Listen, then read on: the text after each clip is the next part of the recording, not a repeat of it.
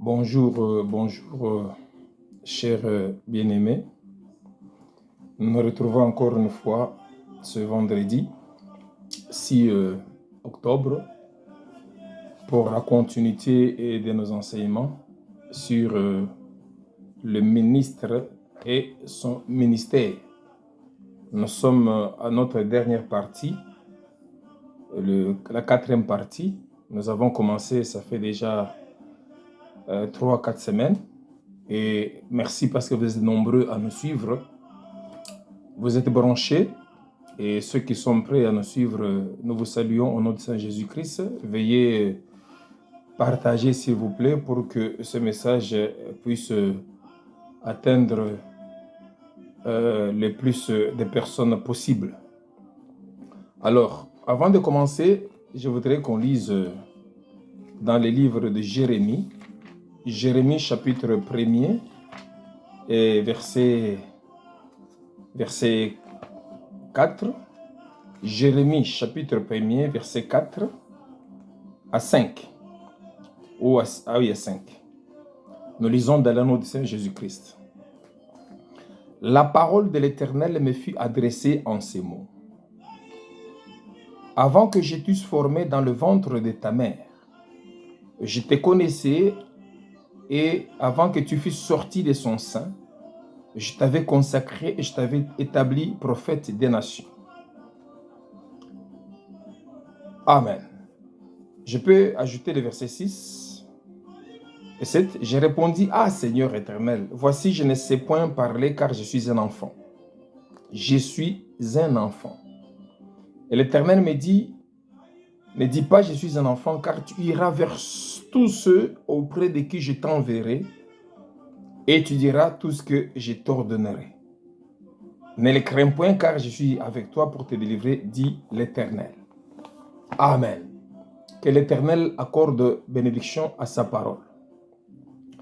Nous avons dit dans les 3 premières séances, et nous avons parlé longuement sur le caractère sacré du ministère.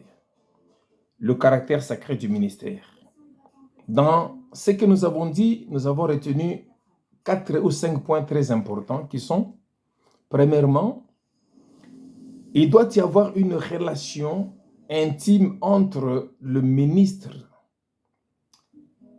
et l'Éternel, son Dieu. Tu dois avoir une relation intime avec Dieu. Ça, c'est la première des choses. La deuxième des choses, un ministre de Dieu est un leader pour le peuple de Dieu. Nous avons besoin des ministres qui sont des leaders pour le peuple de Dieu. C'est un leader. Et plus tard, nous parlerons du leadership par rapport au ministère, par rapport au ministre. 3 des choses qu'il faut retenir. Et dans sa relation intime avec Dieu, il doit connaître les voies de Dieu. C'est-à-dire qu'il doit connaître la volonté de Dieu. Un ministre de Dieu ne marche pas n'importe comment, ne se conduit pas n'importe comment, ne vit pas n'importe comment. D'où nous avons dit que la vie du ministre de Dieu est liée à son ministère. Gloire au Seigneur. 4. Nous avons dit que ce ministère, dans son caractère sacré, fait de ce ministre-là un ministre de Dieu qui est à la fois ministre de l'Évangile et ministre de l'Église. Donc le ministère sacré, le caractère du ministère sacré est que le ministère est céleste. Et il y a 2 conditions dans ce ministère-là, c'est-à-dire le ministre de Dieu qui détient en lui un ministère, il est d'abord ministre de l'Évangile pour annoncer les bienfaits de Dieu et aussi ministre de l'Église. Amen. Et en tant que ministre de l'Église, il participe aux souffrances de Christ dans son corps, qui est justement l'Église. C'est là que nous avons trouvé 2 conditions, 2 choses. C'est que Christ lui-même avait demandé à Jean et Jacques, pouvez-vous boire ma coupe et être baptisé du baptême dont je dois être baptisé? Les 2 conditions sont boire la coupe du Seigneur, nous avons vu ça longuement, et être baptisé du baptême du Seigneur.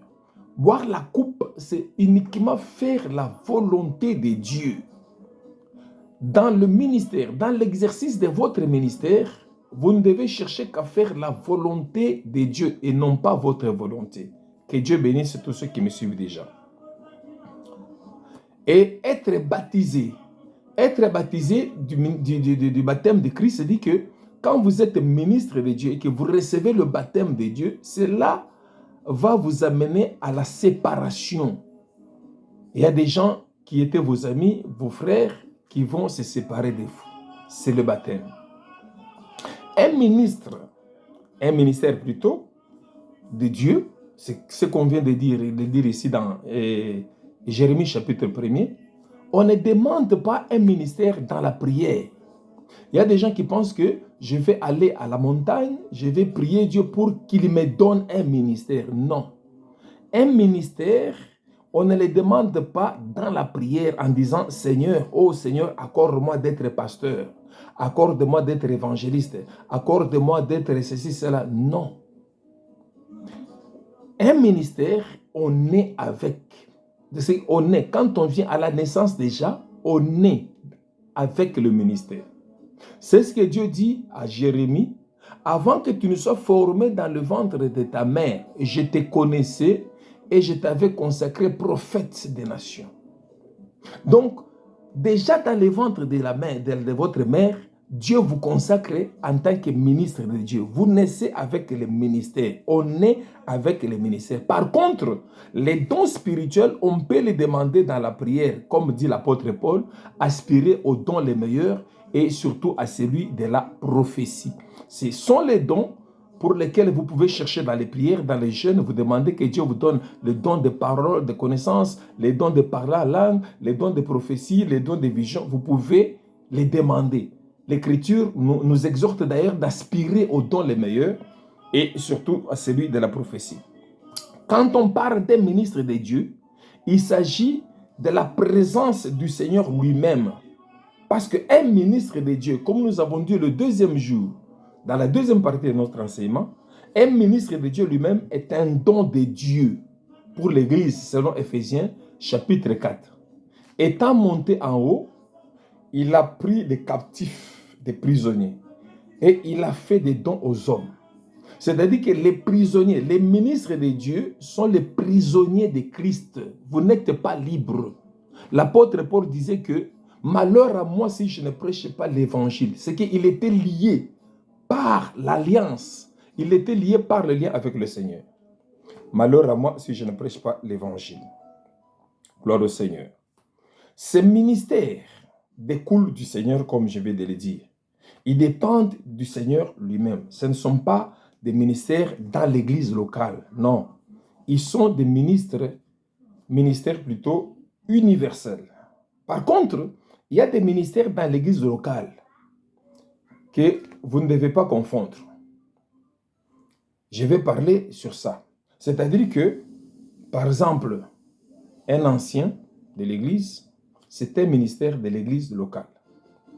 Un diacre, c'est un ministère de l'église locale. Ok? Un diacre ou un ancien, il est par rapport à l'église locale dans laquelle, la paroisse locale dans laquelle il est en train d'œuvrer. C'est-à-dire que quelqu'un qui est dans l'église, par exemple, de Toronto ou bien d'Ajax, il va se présenter à Whitby ou bien, je ne sais pas, au Québec en nous disant que non, moi je suis diacre là-bas, je viens ici diacre. Non, non, non. Quelqu'un de l'église de ACK à Kinshasa, il va à Missem, il est ancien là-bas à l'église Missem, il vient à l'ACK, il vient à Missem pour dire que non, je suis diacre, je suis évêque dans l'église de ACK, je vais continuer à être évêque ici. Ça ne se fait pas comme ça. Parce qu'il y a des conditions liées à ces ministres-là par rapport à leur désignation. Parce qu'un ministre de l'église locale, ce sont les ministres universels, tels que apôtres, prophètes, évangélistes, pasteurs, docteurs, qui les établit. Dans Tite, nous voyons l'apôtre Paul, Tite chapitre 2, je crois. Paul dit à Tite, je t'ai laissé en Crète pour que tu fasses, n'est-ce pas, tu fasses ce qui reste à faire. C'est-à-dire que tu établisses les anciens selon mon ordre. Et dans 1 Timothée, il y a des conditions liées à ces ministres-là. 1 Timothée chapitre 3, l'apôtre Paul dit, il faut que l'ancien soit ceci, cela, il faut que le diacre ne soit pas un nouveau converti, il faut que l'ancien soit marié d'une seule femme, et ainsi de suite. Ça, ce sont des critères, des conditions par rapport aux ministres de l'église locale. Mais ici, je suis en train de parler des ministères de la parole par excellence, les ministères universels, les ministères de la parole, qui sont des dons de Dieu. Quand on parle d'un apôtre, on voit Christ. Quand on parle d'un pasteur, on voit Jésus-Christ. Dans l'église, corps du Christ, n'est-ce pas? Donc, vous ne pouvez pas devenir automatiquement diacre de telle église à telle église. Non, vous étiez diacre dans l'église à Kinshasa, à la commune de Kinshasa. Vous quittez cette église-là, vous allez entrer dans une autre église. Vous ne serez pas diacre, vous serez un simple chrétien. À moins peut-être que voilà, on vous a donné une lettre de témoignage. Mais même si on vous a donné une lettre de témoignage, que ce frère-là était dans notre église, maintenant, pour des raisons, je ne sais pas, de mutation ou de déménagement, nous les recommandons dans votre église. Même si vous étiez ancien dans cette église-là, quand vous allez dans une autre église, on ne vous prend pas directement comme ancien. On vous prend comme frère et on doit vous observer. Même les diacres, quand on les établit, l'Écriture dit qu'on les met en observation pendant quelques temps, même 3 mois, pour voir s'ils sont irréprochables et on vient les confirmer après, comme on a fait dans l'Église primitive avec les Étienne et les Philippe et ainsi de suite. Cela n'empêche, quelqu'un peut être ministre de Dieu, ministre universel de Dieu, mais en même temps être aussi ministre dans l'Église locale. Comme Philippe était diacre, il était en même temps évangéliste. Même chose avec Étienne. Donc, ici, je suis en train de parler par rapport à l'Église corps du Christ et par rapport aussi aux communautés. Un ministre d'une communauté ne peut pas être directement ministre dans l'autre communauté, mais il est toujours ministre, il est toujours enfant de Dieu. Mais par contre, un pasteur de l'Église corps du Christ, il est pasteur ailleurs. Il peut être pasteur au Canada, il va aux États-Unis, il est toujours pasteur. On n'enlève pas ces ministères-là. Personne d'autre ne peut enlever ces ministères parce que c'est Dieu qui lui a donné. Je pense que nous nous comprenons. Je pense que nous nous comprenons. Alléluia. Donc, un ministre de Dieu, partout où il passe, il est pasteur, il est évangéliste, donc il n'y a pas de conditions pour cela. Mais il y a des critères pour devenir ancien ou diacre. Alors, ces ministères sont représentés par 5 doigts. Suivez-moi bien mes doigts. Les 5 doigts ici représentent, et j'ai toujours représenté ça quand j'enseigne ces choses, les 5 doigts. C'est-à-dire que nous voyons d'abord le pouce qui représente l'apôtre, l'index qui représente le prophète, nous avons l'évangéliste, nous avons le pasteur, et nous avons le docteur. Ok? Parlons d'abord de l'apôtre. Je ne vais pas prendre beaucoup de temps pour expliquer, parce que s'il faut expliquer chaque ministère, on peut prendre tout un enseignement par jour. Et parfois, ça peut prendre beaucoup de jours. Je suis en train de parler brièvement pour que vous compreniez, vous ayez une idée par rapport à ces 5 ministères. Parce qu'un apôtre, comme l'Écriture dit, c'est un envoyé au loin. Un envoyé au loin. Ce n'est pas que quelqu'un qui a eu la grâce de bâtir une église, ou souvent les gens pensent que si quelqu'un bâtit une église, il est automatiquement apôtre. Ce n'est pas ça. Ce n'est pas le fait de bâtir une église qu'on peut devenir apôtre, non. On peut bâtir une église, on est évangéliste. On peut bâtir une église, on est pasteur. On peut bâtir une église, on est prophète. Mais les gens pensent que le fait de bâtir une église donne à quelqu'un directement le droit d'être apôtre. Non, je suis apôtre parce que j'ai bâti 2 églises. Non. Ici, nous sommes dans le domaine tout à fait spirituel. Un apôtre, c'est quelqu'un qui a la révélation de l'église en lui. C'est ce que les gens ne comprennent pas. Et là, je suis en train de vous donner des indications pour discerner les ministères des gens. Un apôtre, il a la révélation de l'église en lui. En quelque sorte, il a l'église dans son ventre. Alléluia. Il a l'église en lui, il a l'église dans son ventre. Il a la révélation, la connaissance de l'église en lui. Bien que, ça veut dire, c'est un envoyé au loin. Alors, quand je représente l'apôtre par le pouce, Regardez bien ses pouces. Les pouces ici, il est en train de bouger seul sans que les autres doigts en soient affectés. C'est-à-dire qu'un apôtre, en ayant la révélation de l'Église en lui, c'est pour cela que quand un apôtre est en train d'œuvrer, parfois vous allez voir en lui le ministère d'évangéliste, vous pouvez voir en lui le ministère des prophètes, vous pouvez voir en lui le ministère des pasteurs, vous pouvez voir en lui le ministère des docteurs. Je donne l'exemple de la Bible. Prenez l'apôtre Paul. L'apôtre Paul, il était en même temps prophète. Il dit dans 2 Timothée 3, sachez que dans les derniers jours, il y aura des temps difficiles, ainsi de suite. Là, il parlait comme un prophète. Mais c'était un apôtre. Donc, un apôtre en lui, il renferme beaucoup de grâce. C'est-à-dire que il y a des gens qui disent que voilà, on ne peut pas avoir deux ministères. Ça, c'est faux. Je viens vous dire ici que personne ne peut avoir deux ministères à la fois. Non, c'est du mensonge. Un apôtre peut être en même temps apôtre, en même temps prophète, en même temps pasteur, en même temps évangéliste, en même temps docteur. Dans Timothée, il dit à Timothée que c'est pour cet évangile, c'est pour les païens que j'ai été établi apôtre et docteur. Dans d'autres versions, on dit apôtre et prédicateur. Alléluia. C'est dans la Bible ici. Je crois que, bon, pour des raisons de temps, c'est pour ça que je dis que je ne vais pas trop commencer à insister sur ces choses-là pour éviter qu'on puisse perdre beaucoup de temps. Et il dit, c'est à cause de cet évangile que moi, Paul, j'ai été établi apôtre et pasteur, ou bien apôtre et docteur. Donc, il avait ce ministère-là en lui. En même temps, il était apôtre et en même temps, il était docteur. En même temps, il était prédicateur. 2 Timothée chapitre 1er, verset 11.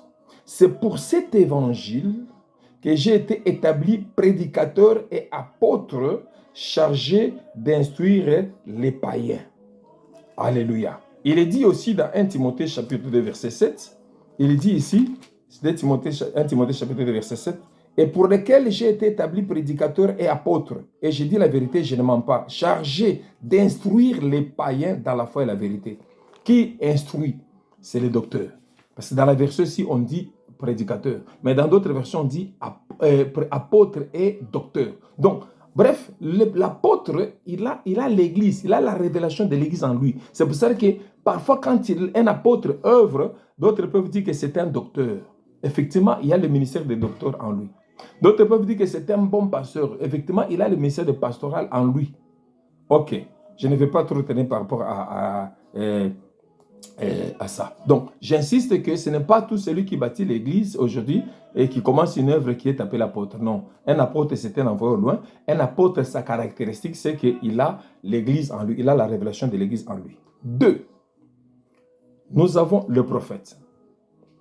Le prophète, c'est ça l'index. L'apôtre, l'index ici, le prophète. Les doigts ici, quand quelqu'un vient vous demander, indiquez-moi où se trouve l'avenue Kassavoubou. Allez là-bas, tournez comme ça. Le prophète indique la direction. Ce n'est pas par rapport à la vision, à la prophétie, mais c'est par rapport à la révélation de la parole. Parce que j'ai dit l'autre fois qu'il ne faut pas confondre les dons des prophéties et le ministère des prophètes. Le ministère des prophètes, c'est un ministère de la parole. Gloire au Seigneur. Le ministère de la parole, il révèle la parole prophétique de Dieu pour montrer la direction au peuple de Dieu. Le ainsi dit le Seigneur. C'est pour cela que le symbole du prophète, c'est l'aigle. C'est que c'est quelqu'un qui entre en profondeur. Même l'apôtre, ce sont des gens qui prêchent en profondeur et en hauteur. C'est-à-dire que ce sont des gens qui entrent dans les conseils de Dieu, il prend les décisions du conseil de Dieu, il vient révéler ça au peuple. Il indique la direction par rapport à la révélation de la parole du Seigneur. La parole prophétique qui est la Bible ici. La parole de la révélation.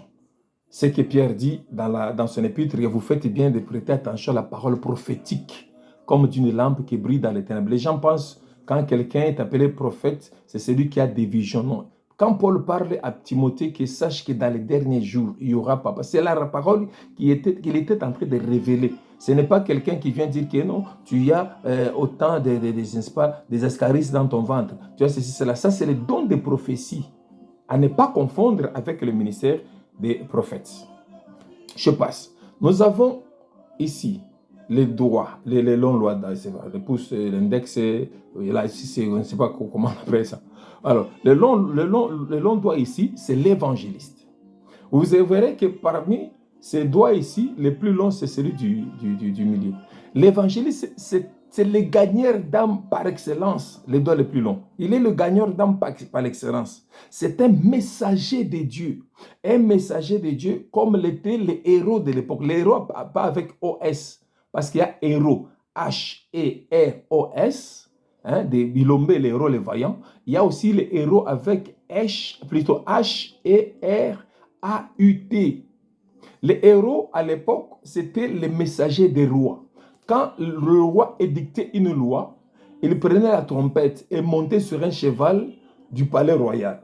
Il circulait dans la ville, dans le royaume, avec la trompette pour annoncer l'édit du roi. C'est ça les évangélistes. Les évangélistes ont la trompette de l'évangile. Ils annoncent aux gens de venir à l'église. Ils gagnent les âmes pour que les gens cessent à marcher dans le ténèbre et qu'ils viennent à la lumière. Répentez-vous, ainsi de suite, ainsi de suite. Leur symbole spirituel, c'est les lions. Les lions crient, c'est comme Matthieu. Hein. Matthieu est représenté par les lions parmi les 4 êtres vivants dans le ciel. Là. Il y a les lions, le bœuf, l'homme et puis l'aigle. Donc, les lions, c'est l'évangélisation. Le bœuf, c'est le sacrifice. Et l'homme, c'est l'intelligence humaine. Et l'aigle, c'est la prophétie. C'est pour là que Jean, c'est l'évangile selon Jean, c'est la prophétie. Ok? Donc, l'évangéliste, c'est un héros, c'est un messager de la bonne nouvelle. Il annonce les bonnes nouvelles du royaume. Il y va chercher les âmes. Il y va annoncer la bonne nouvelle pour que le peuple puisse venir se rassembler où? À l'église. Voilà le ministère de l'évangéliste. Combien d'évangélistes aujourd'hui vont chercher les âmes, prêcher les messages de la bonne nouvelle pour gagner les âmes dans l'église. On commence à former des groupes de gagneurs d'âmes. Oui, c'est bien. Mais ce sont les évangélistes qui sont cherchés, peuvent prêcher dans les stades, peuvent prêcher en chemin, ce sont des héros. Et donc, ils ont la trompette de Dieu pour annoncer la bonne nouvelle. Je vais aller très très vite. Donc, les héros, H-E-R-A-U-T. Pas les héros avec H-E-R-O-S. Non, héros, des gens qui annoncent les bonnes nouvelles. J'espère que vous me suivez. Que Dieu vous bénisse, pasteur Tanda, la bienvenue. Ok? Donc, ils ont de la largeur dans leur message. Hein? Ils prêchent un message de la largesse. C'est comme aussi les pasteurs. Hein? Je disais ici que les prophètes, les apôtres, ils sont dans la hauteur et dans la profondeur. Mais les évangélistes et les pasteurs sont dans la largesse. C'est-à-dire qu'eux, ils vont partout. C'est-à-dire qu'ils vont chercher les brebis perdues, les pécheurs, pour les amener à Christ dans un message évangélique de largesse. Voilà. Que Dieu soit loué. Le 4e doigt, c'est le pasteur. Quand vous voyez quand je mets comme ça, le pouce, ça bouge sans problème. Normalement, l'apôtre, il peut travailler sans mouvement, enfin, seul, dans le mouvement, en même temps avec le prophète.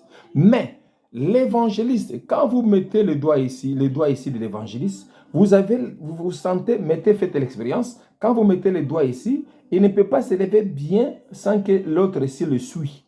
C'est-à-dire que le ministère d'évangéliste, il est directement suivi de celui du pasteur. Il fait bien son travail quand il y a un pasteur à côté, parce que lui, il gagne les âmes. Le 4e doigt, c'est le pasteur. Le pasteur, autrement dit, le berger. Le pasteur, c'est le gardien des brebis dans son ministère. Ok? Il garde les troupeaux de Dieu par rapport à son ministère. Il doit avoir un cœur à supporter les brebis dans son ministère, hein, pour qu'il soit véritablement manifesté. Qu'il manifeste la grâce de Dieu par ce ministère en gardant les brebis et en les protégeant. Et dans cette grâce manifestée, dans ce ministère, il manifeste la grâce de Dieu, non seulement la grâce de Dieu, mais le but même de la rédemption. C'est-à-dire que le pasteur est là comme gardien. Il est là pour encadrer, il est là pour exhorter, il est là pour entretenir, il est là pour former les peuples de Dieu, qu'ils comprennent ce pourquoi ils ont été appelés. Gloire au Seigneur. C'est pour ça que vous verrez beaucoup de pasteurs qui ont le ministère de la réconciliation. Beaucoup de pasteurs ont ce ministère de la réconciliation, capable, n'est-ce pas, de laisser ceux qui n'ont pas besoin d'être secourus, ceux qui sont bien, comme Jésus-Christ a parlé de la parabole du bon berger, qui laisse les 99 brebis pour aller chercher une seule brebis perdue. Et lorsqu'il l'aura trouvé, il la porte sur ses épaules, il l'amène avec joie. Le pasteur, ce n'est pas celui, quand une brebis s'égare, il laisse. Non, le pasteur est celui qui doit faire de sorte que personne ne quitte l'assemblée. C'est comme le gardien, le berger. Il est en train de les entretenir, n'est-ce pas? Il est là. Il a un message de construction et d'enseignement. C'est pour cela que vous verrez que la plupart des pasteurs sont aussi des enseignants de la parole de Dieu. La plupart des pasteurs sont aussi des enseignants de la parole de Dieu. Amen. Je parle d'enseignants dans le terme de dons et aussi dans le terme de ministère. Comme je l'ai dit au début ici, que ne pensez pas que quand on peut avoir un seul ministère, c'est faux. Vous pouvez avoir en vous deux ministères qui se manifestent. Le ministère des pasteurs, le ministère aussi d'évangélistes. Gloire au Seigneur. Le ministère des prophètes, le ministère aussi des, je ne sais pas, des évangélistes ou des apôtres. Gloire au Seigneur. Comme je l'ai dit, l'apôtre, lui, il a la révélation de l'Église. C'est pour ça que quand l'apôtre œuvre, vous pouvez compter tous les ministères en lui. C'est ça la vérité que je vous dis, au nom du Seigneur. Donc, c'est ça le pasteur. Les docteurs, c'est les petits doigts. Le pasteur, c'est l'annulaire. Hein? Les docteurs, c'est les petits doigts. Vous savez, quel est le rôle que joue le petit doigt dans notre vie? Quand vous avez quelque chose qui ne tient pas, vous mettez ça pour enlever un peu de la saleté, pour que l'oreille puisse être propre. Donc, le docteur est celui qui vient expliciter, n'est-ce pas, l'enseignement, la parole de Dieu. Il explicite l'enseignement de la parole pour faire croître l'Église, pour faire croître le chrétien. Gloire au Seigneur. Donc, le docteur, l'apôtre, ou plutôt le prophète, peut donner des messages bruts. Souvent, les prophètes donnent des messages bruts comme ça. Mais le docteur, son rôle, c'est de faire expliciter, message par message, décortiquer le message par rapport au logos, par rapport à la parole de Dieu. C'est-à-dire qu'il peut y avoir un réma, il peut y avoir une prophétie, mais le docteur doit être capable de scripturer la parole. C'est-à-dire que de faire ressortir, n'est-ce pas, le message, la parole de Dieu, comme on dit l'exégèse, hein, en termes théologiques, du contexte. C'est que faire comprendre les gens pour faire croître les enfants de Dieu dans la parole du Seigneur. J'espère que vous me suivez très bien. S'il y a des questions sur ça, en tout cas, n'hésitez pas à m'écrire hein, pour poser des questions, parce que je n'ai pas tout le temps de commencer à tout parler. J'ai dit au début ici que si nous voulons entrer dans l'explication de chaque ministère, ça peut nous prendre par ministère 1 jour ou 2 jours. Ok, j'ai parlé brièvement, explicitement des choses pour que vous puissiez être fixés. Hein, quand vous regardez telle personne, vous dites que celui-ci, vraiment, c'est un prophète. Celui-ci, c'est un évangéliste. Celui-ci, c'est un apôtre. Ça, c'est ma petite contribution à l'œuvre de Dieu, à l'Église du Seigneur. Maintenant, parlons de l'exercice de ces ministères, de tous ces ministères. Nous sommes dans le livre de Jean. Évangile selon Jean, dans Jean chapitre 5, verset 1 à... On va monter jusqu'au verset 4. Nous lisons dans le nom de Jésus. Jean chapitre 5, du premier verset au verset 4. Que Dieu bénisse toute l'église Missem de Lubumbashi, de Kinshasa, de Massina, de Bandalungwa et toutes les cellules. Que Dieu bénisse tous ceux qui me suivent à travers le monde. Je lis au nom du Seigneur. Après cela, il y eut une fête des Juifs Et Jésus monta à Jérusalem. Or, à Jérusalem, près de la porte des brebis, il y a une piscine qui s'appelle en hébreu Bethesda et qui a 5 portiques. Sous ces portiques étaient couchés un grand nombre de malades, des aveugles, des boiteux, des paralytiques qui attendaient le mouvement de l'eau. Car un ange descendait de temps en temps dans la piscine et agitait l'eau. Et celui qui y descendait le premier, après que l'eau avait été agitée, était guéri, quelle que fût sa maladie. Que Dieu accorde bénédiction à sa parole. Pour comprendre ce que je viens de dire ici, par rapport au ministère, donc les ministères de Dieu dépendent du Seigneur. C'est le Seigneur, il découle du Seigneur. C'est quand on parle d'un ministre de Dieu, on a affaire à Dieu. Je l'ai dit dans mes premiers enseignements par rapport à ce thème. Quand un ministre de Dieu arrive, là où ça n'allait pas, ça va aller. Que ce soit un pasteur, que ce soit un évangéliste, que ce soit un docteur, que ce soit un prophète, que ce soit un apôtre. Parce que le ministre lui-même, la personne du ministre, c'est un don. Peuple de Dieu, écoutez, quand vous avez un ministre de Dieu qui vient vers vous, il est un don de Dieu. Il faut profiter de la grâce qui est dans ce ministère. Parce qu'il n'agit pas par lui-même, il agit par le Seigneur. 1 Corinthiens 12, l'apôtre Paul dit, il y a plusieurs dons, mais le même Seigneur. Plusieurs dons, mais le même esprit. Mais plusieurs ministères, mais le même Seigneur. Gloire au Seigneur. L'Écriture dit, près de la porte des brebis. Or, la porte des brebis, c'est Jésus-Christ lui-même. Gloire au Seigneur. Vous allez comprendre comment est-ce que Christ agit avec ses 5 ministres par excellence. Les ministres de l'Église, les ministres universels, pas de l'Église locale, mais de l'Église corps du Christ. Dans Jean chapitre 10, on lit le verset d'abord premier, Jean chapitre 10. Le titre ici, c'est le bon berger. Nous lisons au nom du Seigneur. En vérité, je vous le dis, celui qui n'entre pas par la porte dans la bergerie, mais qui entre par ailleurs, est un voleur et un brigand. Nous sautons pour aller très vite. Vous pouvez lire à la maison, vous descendez. Mais moi, je saute pour aller lire directement le verset 7. Le verset 7, Jésus-Christ dit ceci.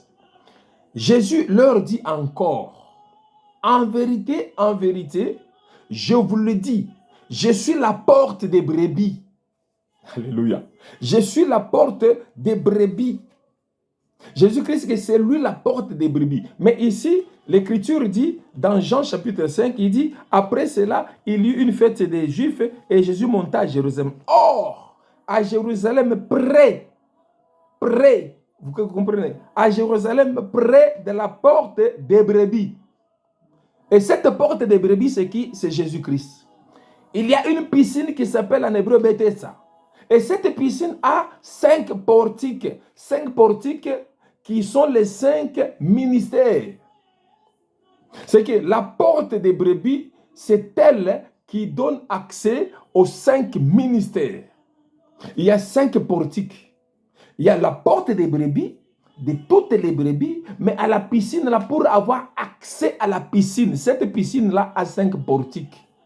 Et ces 5 portiques sont les 5 ministères dont je viens de vous parler. L'Écriture dit que l'ange qui descendait de temps en temps, il a dit qu'il y avait un ange qui descendait de temps en temps sous ces portiques, sous ces 5 portiques.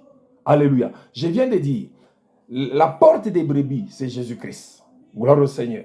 Que Dieu bénisse. La porte des brebis à Jérusalem, près de la porte des brebis. Et cette porte des brebis, c'est Jésus-Christ. Il y a une piscine qui s'appelle en hébreu Bethesda et qui a 5 portiques. Donc, pour avoir accès à cette piscine, il y a 5 portiques. Sous ces portiques, dont je viens de dire que ce sont les 5 ministères, apôtres, prophètes, évangélistes, pasteurs et docteurs. Sous ces 5 portiques étaient couchés un grand nombre de malades, des aveugles, des boiteux, des paralytiques qui attendaient le mouvement de l'eau. De l'eau quoi? De l'eau où? De l'eau de la piscine. Toutes sortes de malades qui étaient là. Chacun en dessous de ces portiques-là. Sous le portique, la portique d'apôtres, de prophètes, ainsi de suite. Il y avait des malades tout autour là-bas. Donc, dans chaque ministère, couvre une partie des personnes, une partie du peuple de Dieu, qui attendent la grâce qui découle de ces apôtres, laquelle grâce leur est accordée par Jésus-Christ lui-même, qui est la porte des brebis. C'est lui la source la source spirituelle de tous les hommes de Dieu. Gloire au Seigneur. Que Dieu bénisse. L'Écriture dit que car un ange descendait de temps en temps dans la piscine et agitait l'eau. Et celui qui descendait le premier, après que l'eau avait été agitée, était guéri, quelle que fût sa maladie. L'ange là, qui descendait de temps en temps dans la piscine et agitait l'eau, c'était le ministre de Dieu. Par rapport à ces 5 ministères là-bas. Alléluia. Par rapport à ces 5 ministères là-bas. Parce qu'un ministre de Dieu, c'est l'ange de Dieu. Jean, en Apocalypse 1er, il parle de 7 anges de l'Église par rapport, n'est-ce pas, à la révélation prophétique aux 7 âges de l'Église. Il parle de 7 étoiles dans la main droite du Seigneur Jésus. Ces 7 étoiles, ce sont des anges. Parce que ces anges sont des étoiles. Et je viens vous dire ici que les ministres de Dieu, votre pasteur, c'est une étoile. Votre homme de Dieu, pasteur, évangéliste, prophète, ce sont des étoiles, ce sont des anges. Parce que chaque église a un ange. Et un ange qui se manifeste, qui se caractérise par le pasteur responsable de cette église, ou je peux dire visionnaire de cette église. Gloire au Seigneur. L'ange, c'est le ministre de Dieu. Et l'eau agitée de la piscine, c'est la parole de Dieu. Vous comprenez comment est-ce que ces gens, les hommes de Dieu travaillent? C'est la parole de Dieu. Et à chaque fois qu'un homme de Dieu parle, à chaque fois qu'un homme de Dieu prêche ou enseigne la parole de Dieu, c'est l'eau qui l'agite par rapport à ce ministère. Tout celui qui saisit la grâce de Dieu, dégagée par le ministère de l'homme de Dieu, dans sa prédication, dans son enseignement, la main de Dieu le touche. La main de Dieu le délivre. C'est pour cela qu'il faut savoir saisir la faveur de Dieu à travers l'homme de Dieu quand il parle. Élie, lorsque Anne priait dans le temple, et tellement la douleur était profonde et grande, Anne commençait à remuer seulement ses lèvres. Élie est venu avec une parole méchante pour dire que jusqu'à quand tu vas faire passer ton ivresse. Elle dit non, ce n'est pas l'ivresse, mon Seigneur, c'est l'effet de ma douleur. Ah bon? Élie, sans même demander ce qu'elle cherchait, Élie lui a dit seulement, Élie lui a dit, va et que l'Éternel t'accorde ce que tu lui as donné. Dans Ésaïe quelque part, ce verset m'échappe, l'Écriture dit que c'est lui, Dieu, qui accomplit les prédictions de ses serviteurs. Un homme de Dieu peut être là en train seulement de déclarer les paroles de foi, recevez. Je les déclare. C'est moi ici, il n'y aura pas de seul. Recevez cela. C'est un ange de Dieu. Gloire au Seigneur. C'est un ange de Dieu. Tout ce qu'il va déclarer, si tu saisis le premier, tu te jettes dans la piscine. Tu seras guéri, tu seras délivré, quel que soit ton problème. Un ministre, c'est un oint de Dieu. Avec un mandat bien déterminé, un mandat spécial, un mandat spirituel et sacré. Sa parole ou sa signature vaut celle de Dieu. Sa parole vaut celle de Dieu. Donc la parole d'un ministre de Dieu, c'est la parole de Dieu. Si vous êtes ministre de Dieu, vous me suivez. Ne soyez pas complexés. Dieu est en vous. Si réellement, il vous a révélé que... Parce que parfois, on a l'impression que non, Dieu... Non. Dieu nous écoute. Dieu vous écoute. Cette parole que Dieu vous a donnée, c'est pour bénir le peuple de Dieu. L'apôtre Paul dit que nous renversons les forteresses. Les raisonnements dans 2 Corinthiens. Et nous sommes capables de punir toute désobéissance lorsque votre obéissance sera complète. C'est-à-dire que le ministre de Dieu, quand il parle, c'est le Seigneur qui parle. Gloire au Seigneur. Votre signature vaut celle de Dieu. Votre parole vaut celle de Dieu. Ceux à qui la parole de Dieu a été adressée ont été appelés des dieux. Je suis venu te parler, toi, homme de Dieu. Je suis venu te parler, toi, ministre de Dieu. Toi, jeune serviteur de Dieu, pour que tu comprennes le caractère sacré du ministère que Dieu vous a donné. Et que le peuple de Dieu saisisse l'occasion, que quand un ministre parle, ce n'est pas l'homme, c'est Dieu. Il ne faut pas regarder à la taille de l'homme, il ne faut pas regarder au niveau de l'homme, mais regarder à ce que Dieu a mis dans cet homme-là. Voilà la grâce particulière que Dieu a mis en nous. Je termine par ici. Dans l'Ancien Testament, l'Écriture dit que le peuple criait à Moïse. Et plutôt, le peuple criait à Dieu. Mais Dieu répondait par Moïse. Ayez confiance et foi aux hommes de Dieu. 2 Chroniques chapitre 20, verset 20. Confiez-vous à l'Éternel, vous serez affermis. Mais confiez-vous à ses serviteurs, les prophètes, vous réussirez. Donc les ministres de Dieu, ce sont des poteaux indicateurs pour nous montrer le chemin de la vie, pour nous montrer comment est-ce que nous devons marcher dans la vie. Qu'ils soient apôtres, qu'ils soient prophètes, qu'ils soient évangélistes, qu'ils soient pasteurs, qu'ils soient docteurs. J'ai donné pendant 4 séances ces enseignements sur le ministre de Dieu et son ministère. Aujourd'hui, je termine par ici. Je bénis tous ceux qui m'ont suivi depuis les 4 séances. Je voudrais prochainement passer à un autre enseignement, on verra, parce que nous sommes toujours dans le cadre par rapport à la grâce que Dieu nous a donnée pour encadrer, affermir les hommes de Dieu. Nous allons parler peut-être du ministère de l'Esprit ou peut-être de l'importance de la vision, parce que dans ces enseignements ici, nous avons extrapolé la vision, nous avons aussi extrapolé le ministère de l'Esprit. Parce que nous sommes dans le ministère de l'Esprit, il faut qu'on entre aussi en profondeur par rapport à ça. Ce sont des enseignements un peu à part et puis approfondis. Et que mon Dieu vous bénisse, que mon Dieu soit avec vous, que mon Dieu vous garde. Au nom précieux puissant de Jésus-Christ, je prie à ce que l'Église de Dieu, du temps de la fin, soit préservée de la manipulation des compromis. Dans le puissant nom du Seigneur Jésus, nous avons prié ainsi. Amen. Au revoir et à la prochaine. Que Dieu vraiment vous bénisse.